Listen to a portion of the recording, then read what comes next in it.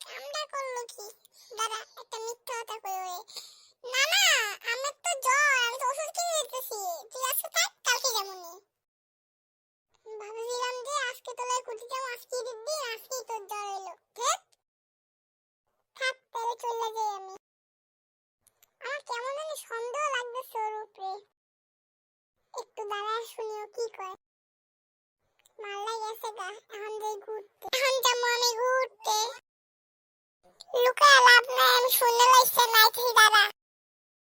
এখন দেখ তোর অবস্থা আমি কি করি। তুই যেন শুনে আমার জ্বর। হ্যাঁ তোর জ্বর, তোর জ্বর আমি দেখাইতেছি দাদা। এই নে কেমন লাগছে দেখ। ওরে বাবা রে বাবা, আমার অবস্থা খারাপ।